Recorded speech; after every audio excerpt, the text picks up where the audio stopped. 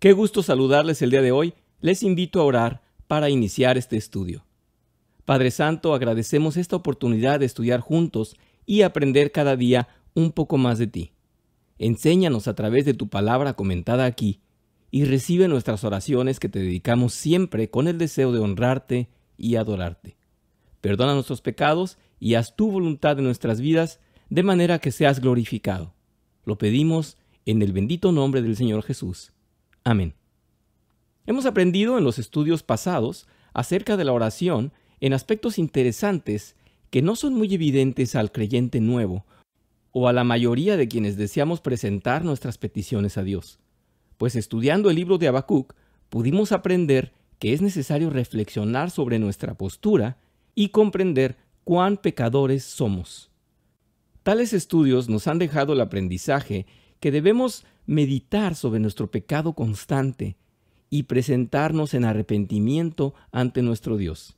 Nada mejor que la humildad para ir a los pies del Altísimo y presentarle nuestra adoración. Entonces las súplicas serán más bien enfocadas y más justas, por así decirlo. No estaremos pidiendo aquello que suplicamos simplemente porque lo deseamos, sino porque habremos evaluado nuestra relación con Cristo y con la Iglesia antes de presentarnos en oración.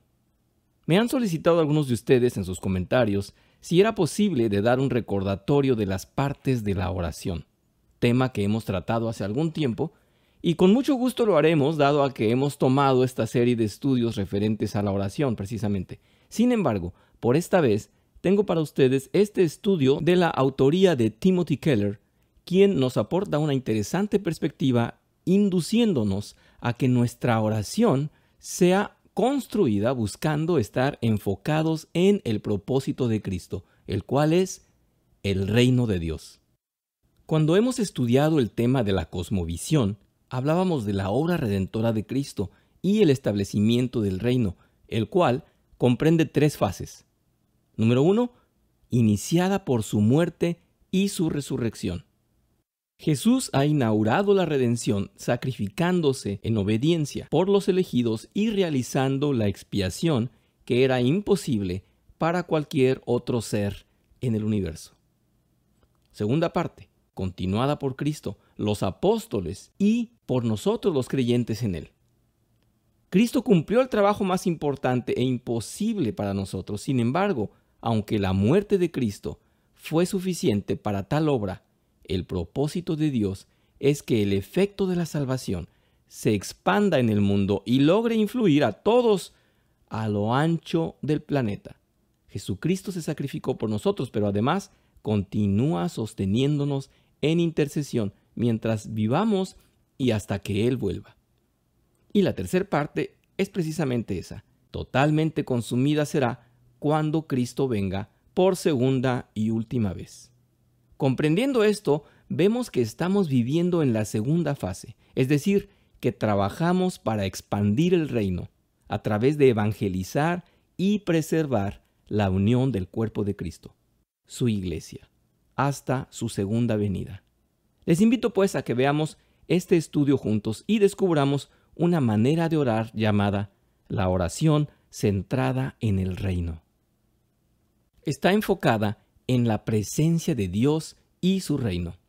Jack Miller, pastor presbiteriano de New Life Presbyterian Church, habló acerca de la diferencia entre las reuniones de oración de mantenimiento y la oración de la línea del frente.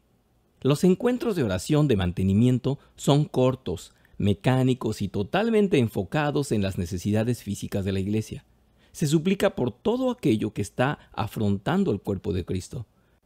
Pero los encuentros de oración de primera línea, como cuando hay una necesidad específica y concreta, tienen tres cosas básicas. A. Requiere de gracia, confesión de pecados y de humillación de uno mismo. B. Compasión y celo por el florecimiento de la iglesia y la salvación de los perdidos. C. Una búsqueda de conocer más a Dios, de ver su rostro, de ver su gloria.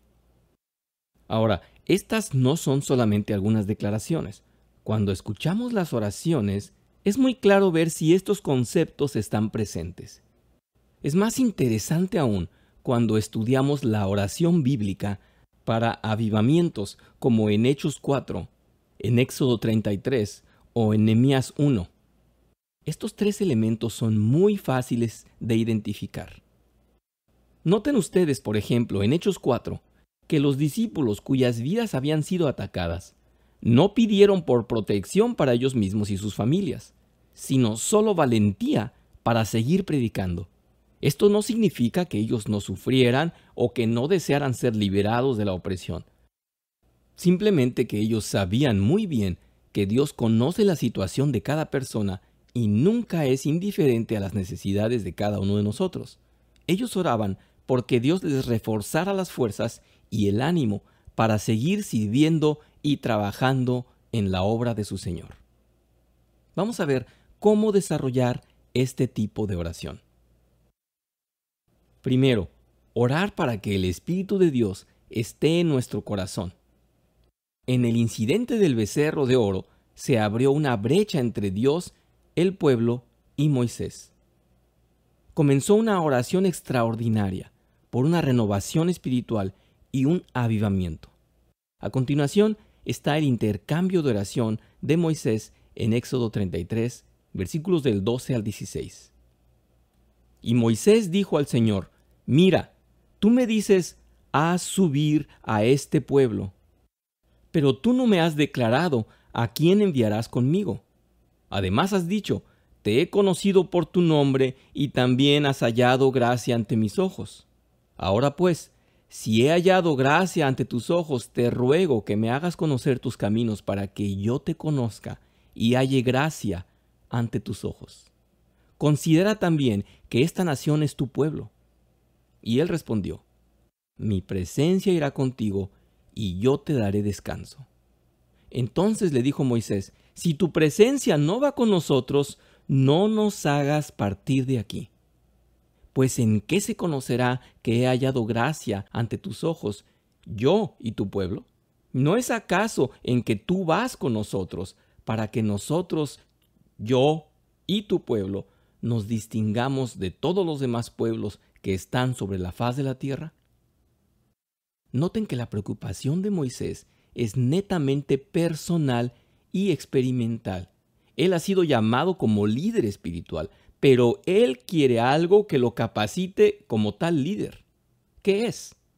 En el versículo 12, él dice: «Tú me dices que tú me conoces por mi nombre», o sea, personalmente.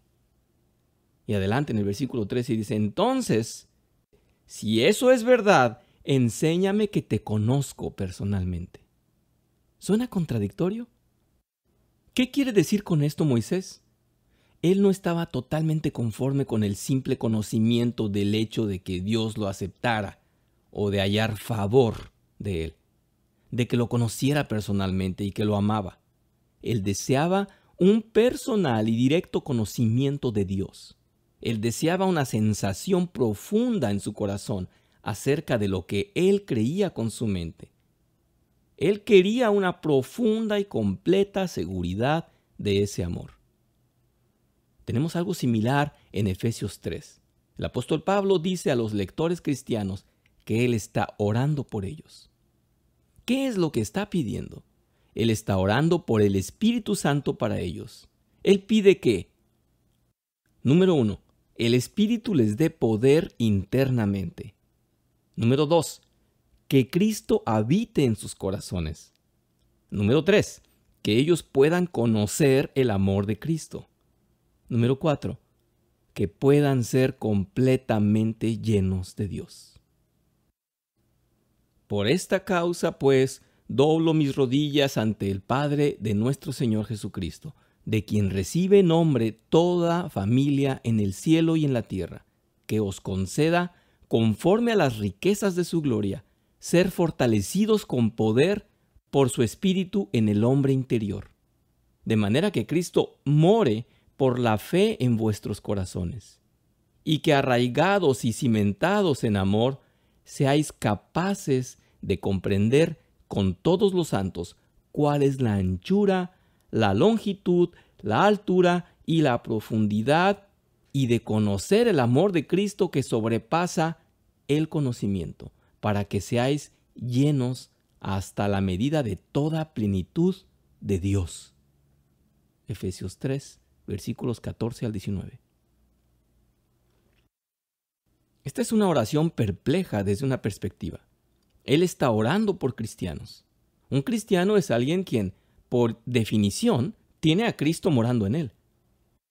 Y sin lugar a dudas, todos los cristianos conocen el amor de Cristo por ellos.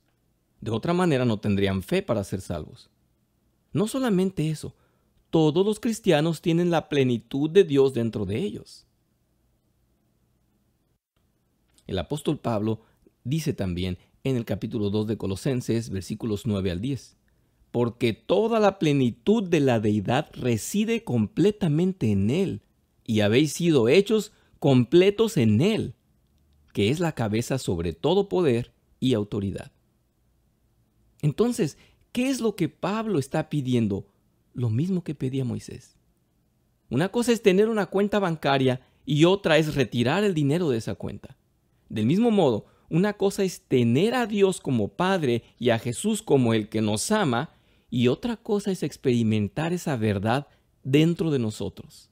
Ser moldeados en la profundidad de nuestra vida emocional y en la misma amplitud de nuestra vida actual y práctica en el mundo.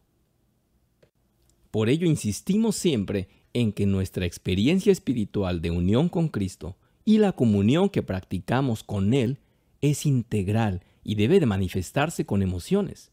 Si usted ha sido educado bajo una disciplina de crítica y desprecio por aquellos hermanos que se emocionan y manifiestan su gozo en la congregación, es el momento de cuestionarse. Ni levantar las manos, ni llevar el ritmo de las alabanzas con las palmas, ni emocionarse en una predicación son cosas malas. Por supuesto que Dios desea estremecernos y emocionarnos por completo. A ver, no le estamos incitando a que grite y se tire al suelo fuera de control y abandonado al ritmo de la música por sí. Estamos hablando de la auténtica emoción que nace del vínculo santo que Dios tiene para nosotros como genuino en un encuentro espiritual real y auténtico. Es curioso, pero ya lo ha expuesto Lloyd Jones y ahora lo expone Tim Keller, ambos reformados y reconocidos hombres de Dios, intelectuales y vigilantes celosos de la doctrina depurada. Ellos quieren que el pueblo de Dios abandone el pragmatismo, la falta de humildad y de autenticidad. Dios no nos quiere rígidos tratando de experimentar el sobrenatural encuentro con el Espíritu Santo, pero frenando para que no nos mueva, para que no toque nuestras fibras emocionales. Pablo no solo quiere que nosotros creamos que la completa gloria y la grandeza de Dios están con nosotros, sino que desea que sintamos esa gloria para ser embargados y llenados por ella, para que seamos moldeados por ella. Él está orando para que nosotros podamos agarrar, comprender la verdad de quién es Jesús hasta que Él llegue a ser algo más que una proposición racional, hasta que podamos estar bajo su poder y nos afecte desde adentro hacia afuera. Por ejemplo, ¿crees que Dios te ama? Si eso es verdad, entonces, ¿por qué te desconsuelas tanto cuando otros te critican? Pero cuando la verdad del amor de Dios por ti realmente te encienda, cuando la verdad acerca del amor de Dios crece, te disturba y también en un sentido te reconforta y te emociona, entonces descubrirás que la crítica ya no te lastima como antes. La verdad ha descendido dentro de tu corazón. Esto es por lo cual Pablo estaba orando.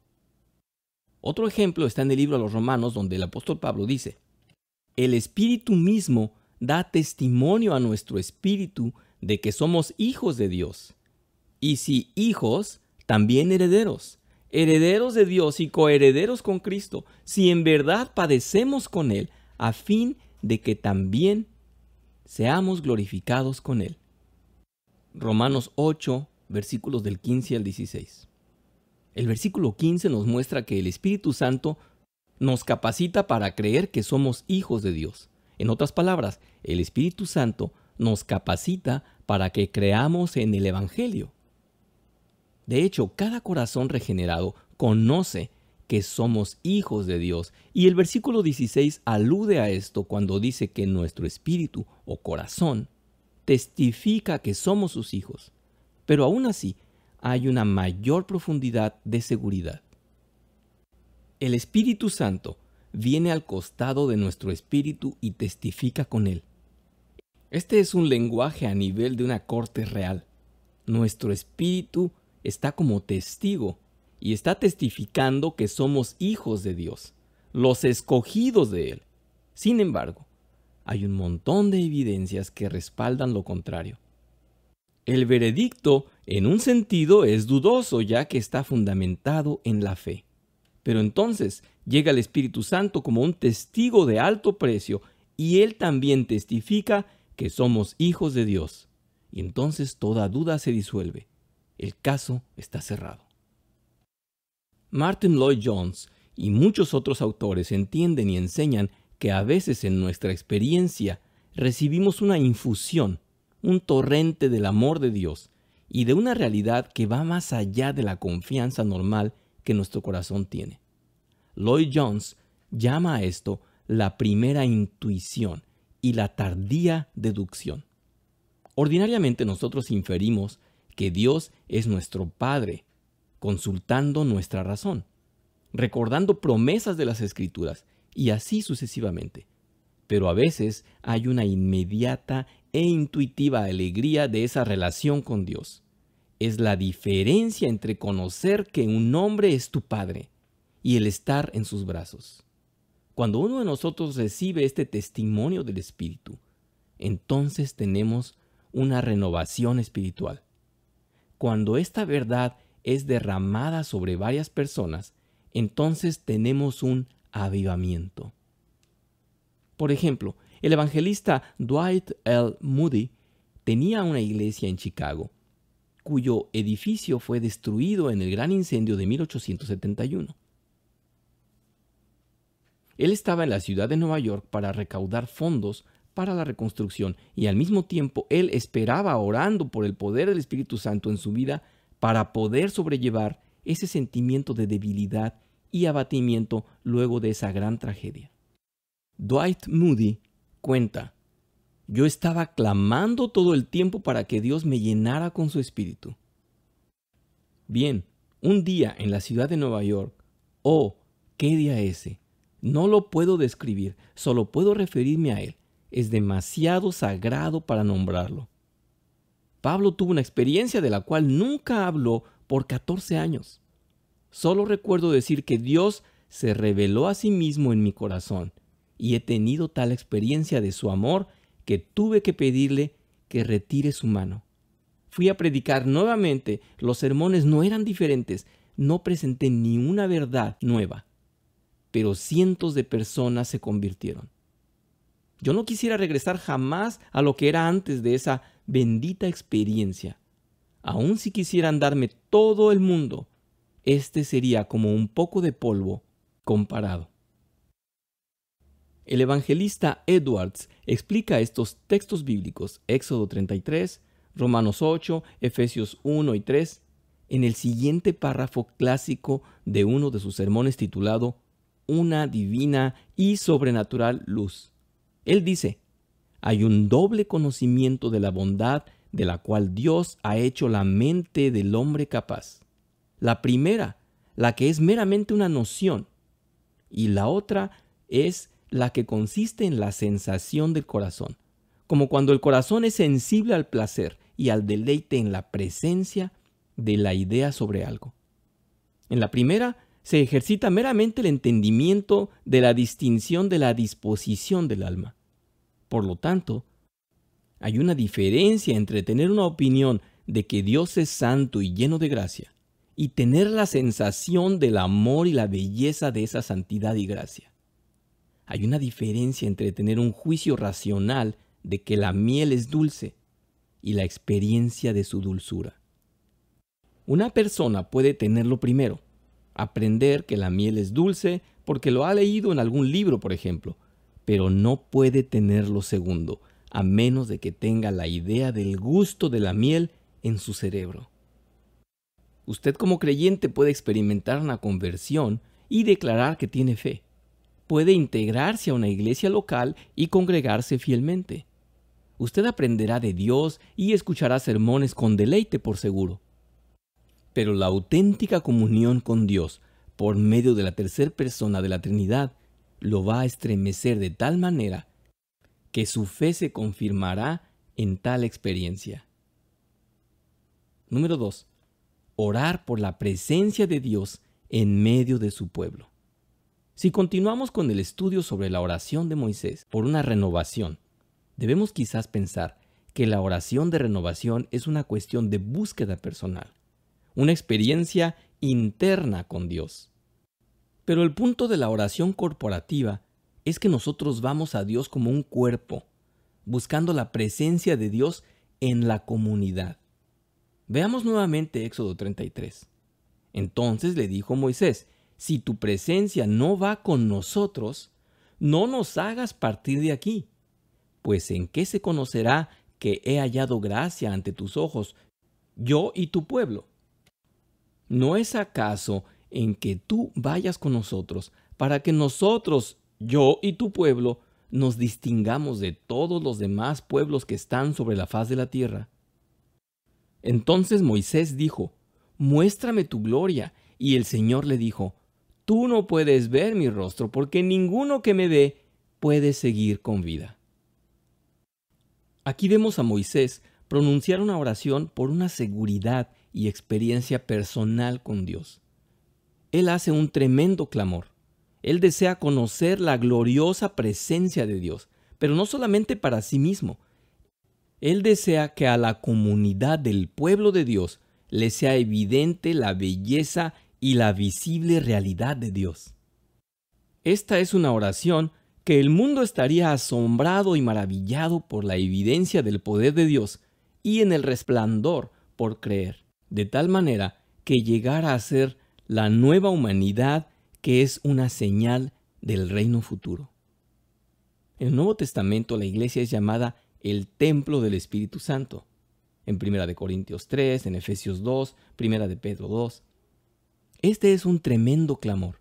La presencia del Espíritu en nuestra vida por medio de Jesús es el cumplimiento de la promesa del Antiguo Testamento, donde dice que Dios llenaría a su pueblo y mostraría al mundo la nueva humanidad, el nuevo hombre en la oscuridad, en donde las prácticas de negocio, las relaciones raciales, vida familiar, trabajo y descanso, sexo, dinero y poder son usados para servir y para promover el florecimiento de otros.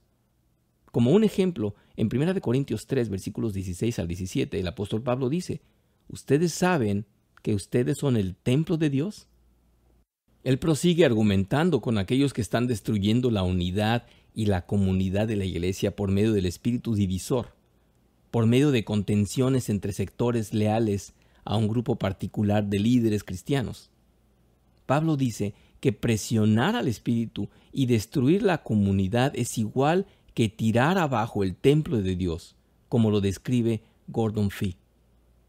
Dice: los corintios estaban en el proceso de desmantelar el templo de Dios, porque su fascinación con la sabiduría significaba tirar por debajo la unidad del espíritu en medio de ellos.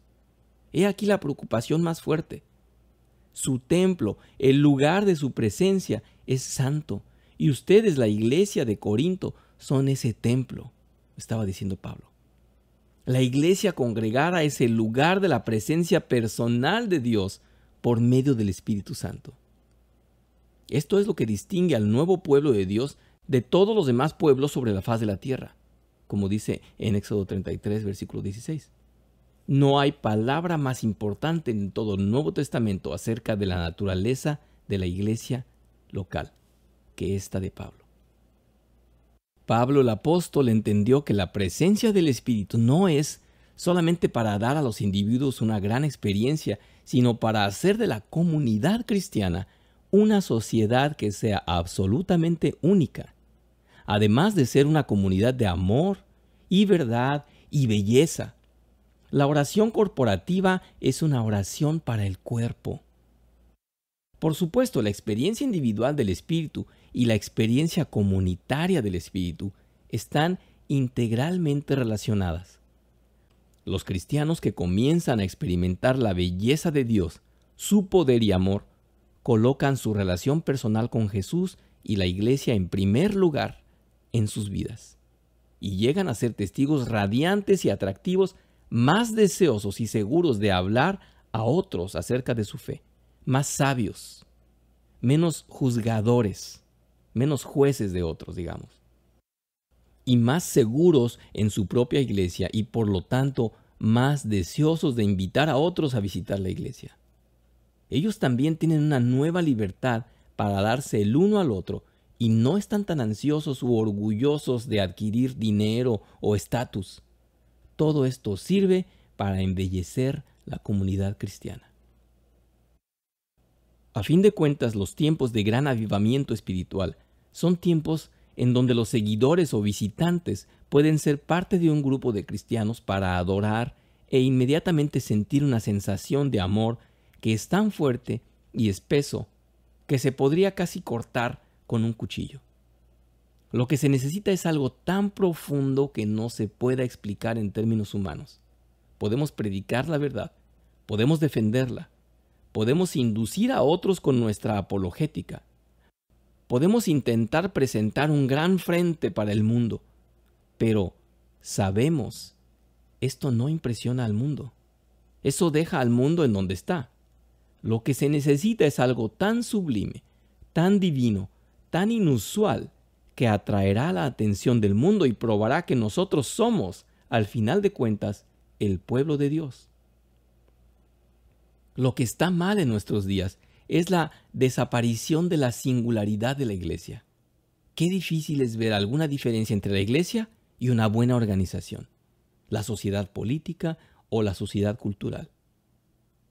Observemos sus encuentros y preguntémonos, ¿podemos ver alguna diferencia entre ellos? ¿Somos diferentes a un grupo de autoayuda? ¿A los grupos de meditación o de gimnasia? ¿De verdad nos distinguimos de los alcohólicos anónimos, la asociación de optimistas, el grupo de vigilantes de nuestro vecindario o los defensores del medio ambiente? Nosotros somos personas agradables, somos personas respetables. Pidámosle a Dios, sacúdenos.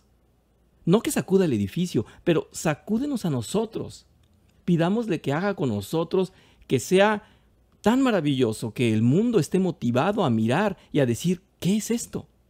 Así como lo dijeron en el día de Pentecostés.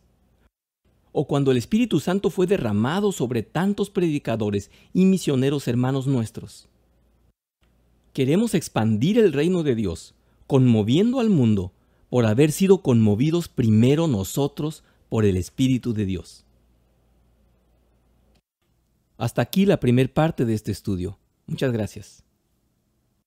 Señor, queremos tener una real relación contigo, una relación fuerte, íntima y poderosa, en la cual el Espíritu Santo nos domine por completo. Que seamos estremecidos por tal presencia y por tal experiencia que conocemos de ti, pero queremos que sea real y vibrante, que afecta nuestras vidas y afecta a todos aquellos que nos ven. Que podamos servirte como auténticas muestras de ser portadores del Espíritu Santo, ese Espíritu vivo, poderoso y amoroso. Conmuévenos, Señor. Llévanos a tu servicio. Utilízanos. Nos ponemos en tus manos y te lo suplicamos en el nombre de Cristo Jesús. Amén.